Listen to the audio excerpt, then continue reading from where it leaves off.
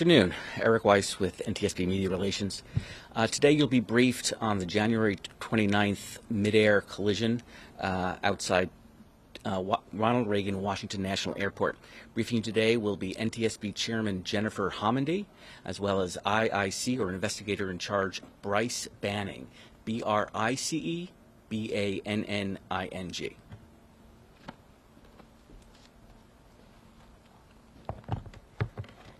Good afternoon, and thank you for joining us.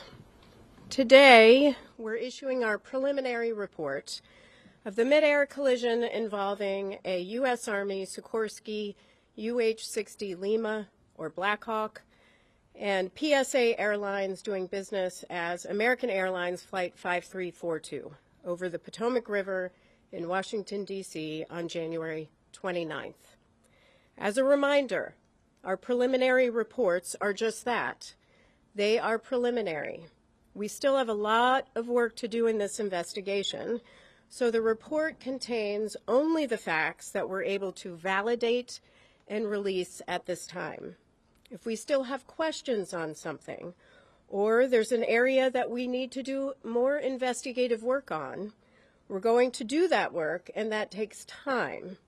What we're not going to do is release unverified information which would only mislead the public, regulators, and others. Also, since I'm level setting here, this report does not include any analysis. That comes later in our investigation. Right now, we are still in the fact-finding phase of this investigation. I often say that the easiest and quickest part of the investigation is determining what happened. The part that takes longer is the how and why. The NTSB prides itself on being the global leader in accident investigations. We are thorough and we're fact-based. Those facts, the evidence, serve as the foundation for our analysis, our probable cause, our findings, and our safety recommendations. Generally, the preliminary report we're releasing today discusses crew experience in terms of flight hours, the history of the flights, much of which was released in my last press conference, information on the recorders. We still have a lot of work to do in this area as the Black Hawks combined cockpit voice and flight data recorder does not record date information, time information, or helicopter position information. And as I mentioned in the last press conference, there is inconsistency in the data which led us to declare the pressure altitude parameter on the Black Hawk as invalid. We're now in the process of determining whether that may have affected other helicopter systems that used pressure altitude as a data source, such as the altimeters. The report also contains information on the operators, the aircraft involved, air traffic control at the time of the crash, helicopter routes, the airport, emergency response and recovery operations, and the wreckage exams. But what I want to focus on this afternoon is our issuance of a recommendation report that contains 2 urgent safety recommendations to the Federal Aviation Administration, or FAA, concerning the helicopter routes near DCA. Urgent recommendations require immediate action to prevent similar accidents or incidents. When we issue them, we believe a critical safety issue must be addressed without delay. For this investigation, we're reviewing airport operations and prior incidents, including near mid-air collision events. Information gathered from voluntary safety reporting programs and the FAA regarding encounters between helicopters and commercial aircraft near DCA show that from 2011 through 2024, A vast majority of reported events occurred on approach to landing.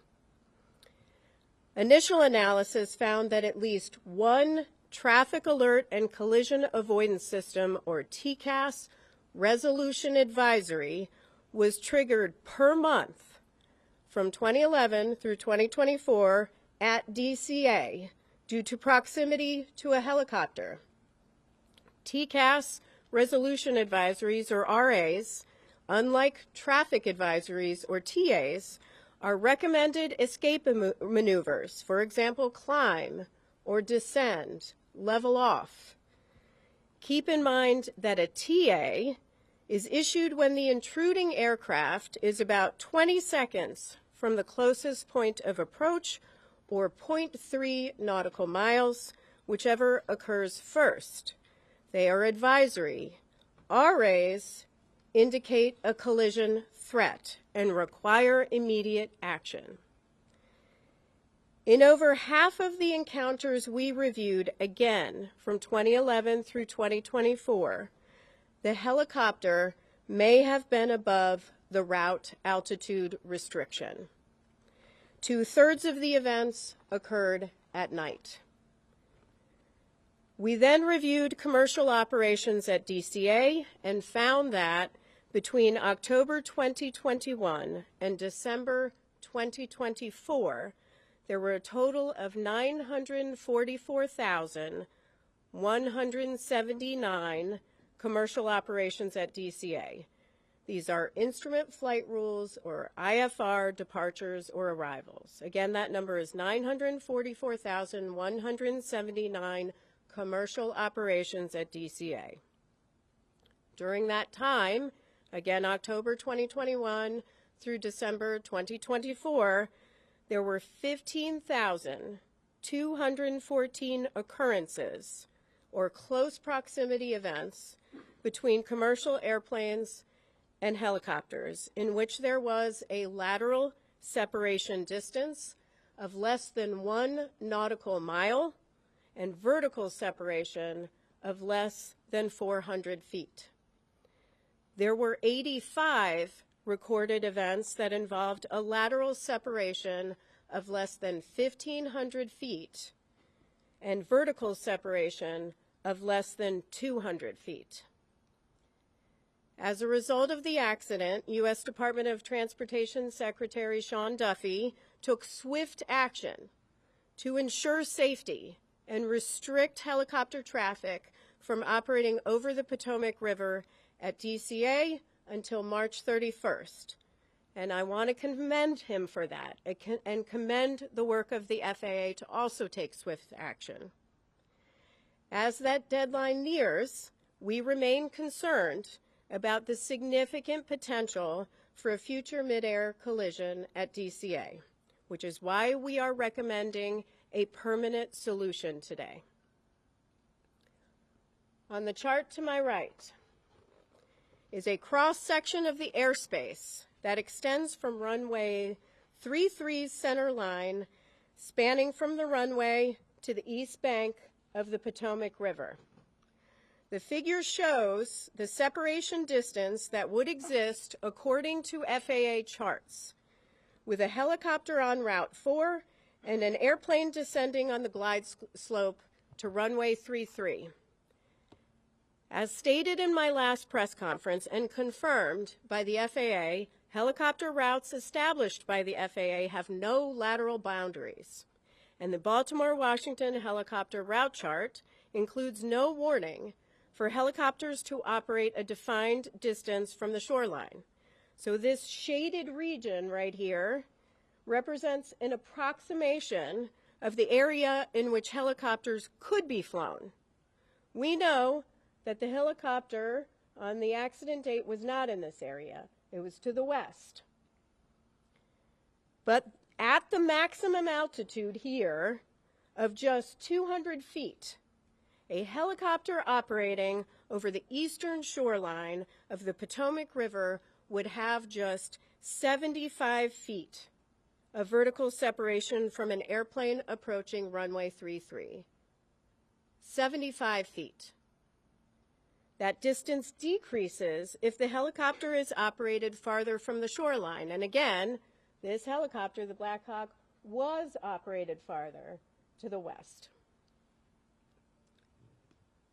We've determined that the existing separation distances between helicopter traffic operating on Route 4 and aircraft landing on runway 33 are insufficient and pose an intolerable risk to aviation safety by increasing the chances of a mid-air collision at DCA. Let me repeat that. They pose an intolerable risk to aviation safety. We're therefore recommending today that the FAA permanently prohibit operations on helicopter Route 4 between Haines Point and the Wilson Bridge when runways 15 and 33 are being used for departures and arrivals at DCA. Now, we recognize that a total closure of helicopter 4 between Haines Point and the Wilson Bridge during times when runway 15 and runway 33 are in use would restrict a vital aviation corridor used for law enforcement activity, Coast Guard patrols, and continuity of government operations. Additionally, mandating that controllers hold helicopters in place north or south of DCA while airplanes are operating on runway 15 and runway 33 has the potential to increase risk by adding to controller workload. So we are also recommending that the FAA designate an alternative helicopter route that can be used to facilitate travel between Haines Point and the Wilson Bridge when that segment of Route 4 is closed. From here, our team has a lot of work to do. We'll conduct a number of simulations, including in the Black Hawk simulator, CRJ simulator, ATC tower simulator, all using the accident inputs and conditions. We'll conduct a comprehensive visibility study for the CRJ flight, the Black Hawk flight, and tower visibility, all under night conditions.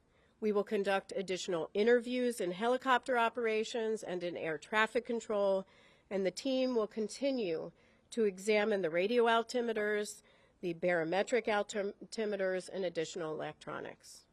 With that, I will take questions. Please raise your hand. I will call on you. Please state your name and your affiliation. Yes, sir.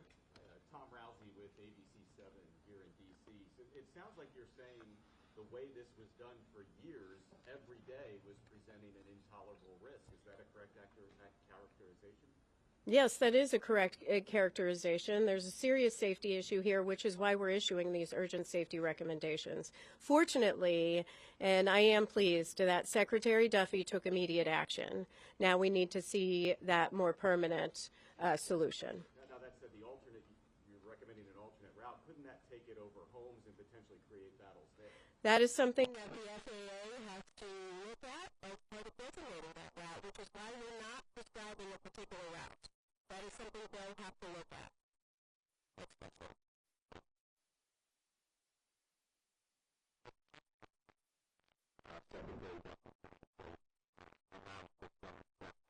Are you saying today that those exceptions should be removed and no helicopters should be able to fly?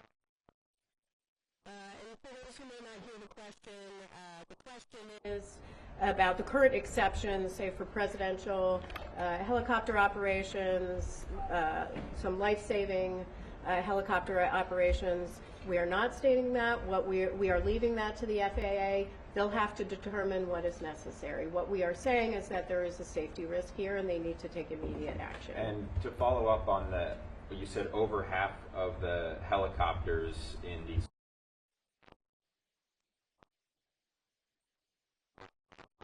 foot threshold. Do you have any explanation for why that might have been the case? Was it issues with altitude instruments? Were they just ignoring the restrictions? The question is about the half that we believe was over the altitude restriction for the helicopter. We'll look at that as part of our investigation. Thank you. Pete. please characterize how close a margin of 75 feet is? And then how angry does it make you that it took a fatal crash, the first fatal crash in the United States,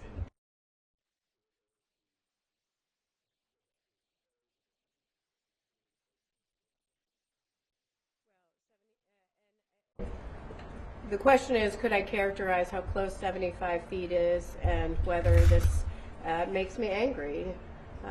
First, 75 feet is very close. That is far too close of a proximity. We have stated it's an intolerable risk to aviation safety. And we have called on DOT, FAA to take action.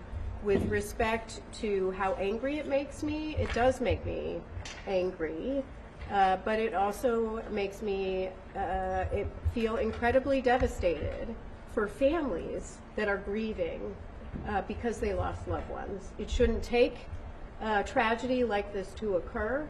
Unfortunately, one did, and so we are calling on action, but there clearly were indicators where safety trending could have occurred.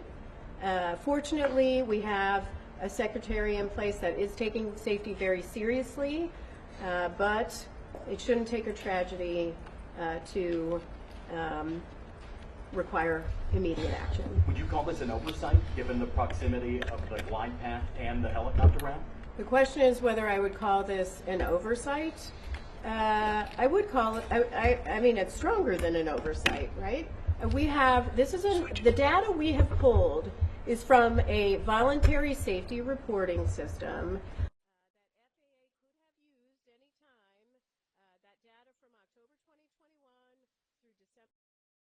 They could have used that information at any time to determine that we have a trend here and a problem here and looked at that route. That didn't occur, which is why we're taking action today. But unfortunately, people lost lives and loved ones are grieving. Sir? Yeah, Chair Homendy, Adam Test, Channel 4 here in D.C. Have you looked at the frequency of flights at Reagan National Airport, the number of aircraft that are landing day after day, and possibly, could make some recommendations there? Is that something you guys could do? The question is on the number of flights that are landing and departing from DCA and whether we're taking a look at that. Certainly, everything is on the table right now as far as our investigation is concerned, and we will look at that. We're certainly going to look at separation distances between landing and departing aircraft as part of our investigation. That's something we would look at, but that's still to be done. Yes? BBC News, Nomia Iqbal. I wonder if you could tell us, could this have been prevented if there'd been more staffing? The question is, could this been prevented if there was more staffing? I assume you mean in air traffic control. That is part of our investigation and is part of the analysis phase of our investigation. Right now, we are collecting facts on air traffic control. In our preliminary report today, we will mention that there were 5 controllers on position. There were 9 there, not in the cab, but in the tower. Some in the break room. We do know that the helicopter and the local position were combined at 3:40 p.m. So we are taking a look at that. We do not have any evidence that anybody left. In fact, the controller came back into rotation around 4:27 p.m. We also know that the flight data position and the clearance delivery positions were also combined for the entire day, which is not abnormal. If I could just follow up, I mean, you're making these recommendations, but you've got the White House and DOJ potentially making cuts, particularly to air traffic controllers. So I wonder how worried, concerned you might be about. The question is about, again, air traffic control staffing and any sort of cuts. I don't want to speak for the Secretary. I believe they have a hiring exemption for air traffic controllers. I see his posts on X daily calling for people to apply for air traffic controller positions. So they are actively hiring. And so, that is something he is doing right now. Yeah. Yes. Hi, Will Guy, Midair. I'm curious, as a part of your investigation, if you'll be looking into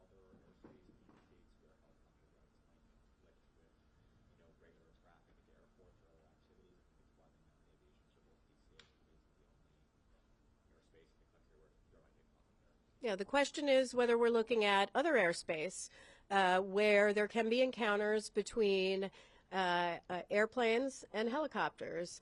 That may be part of our investigation. Certainly, we've collected the information. I am pleased that FAA has announced that they've already begun looking at other airports across the nation. I would encourage them to continue to do that work. Yes, David.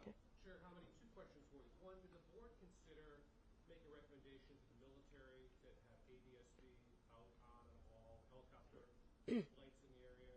Because we know that it was not operating at the time. And secondly, is it a fair read of these recommendations that it will allow some helicopter traffic that has been previously prohibited, right? So helicopters will be, that are currently not allowed in that area, if flights are only using runway 1, will be able to operate. The last question is about runway 1. Yes, our recommendations are focused on runway 15 and runway 33 and prohibiting that helicopter traffic when those are in operation. We did not address runway 1. That can continue. And your other question on ADSB. We still have a lot of work to do on ADSB. We know that the CRJ had ADSB out. It did not have ADSB in. We do have a lot of work to do with the Black Hawk, not just with this Black Hawk, but we are actually looking fleet-wide at the Black Hawk at ADSB. Number one, we have not been able to rule out that in this helicopter, we're looking at whether it was installed correctly, whether it was programmed correctly, whether there was some sort of malfunction, or whether it was turned off. But we're not just leaving that to this helicopter. We're looking at it more broadly to really understand how the Army deals with ADSB.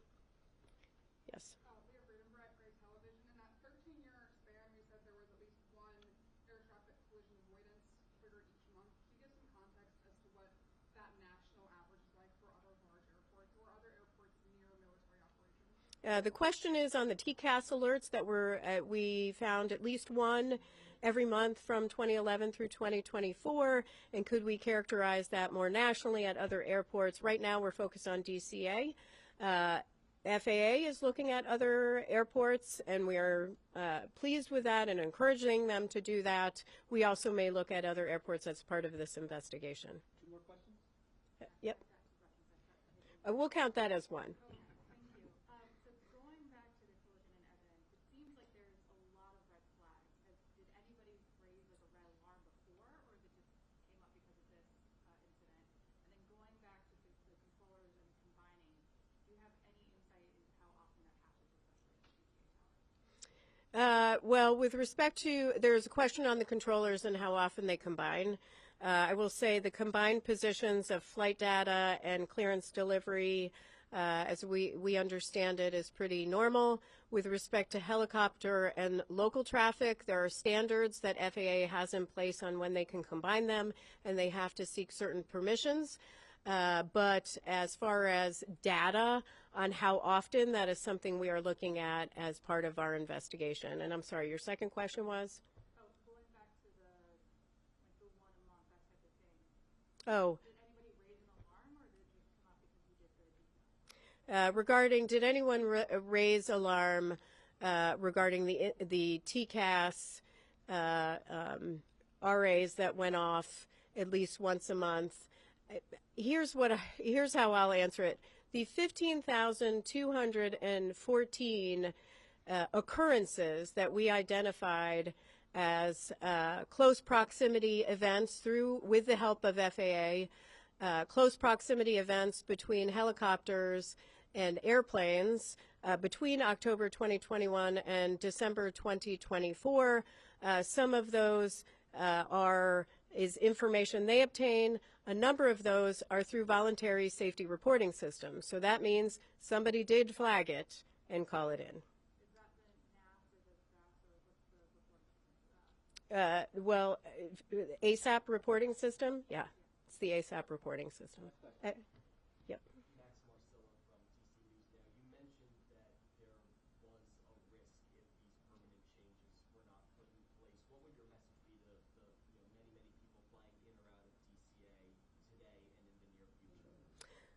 Well, today, though, with the exception, the question is, what is my message for people flying in and out of DCA?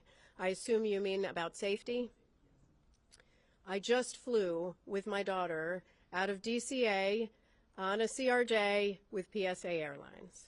Aviation is incredibly safe. DCA is where I always fly out of. I say often that your biggest risk is in your personal vehicle when you're going to and from the airport. Aviation is safe.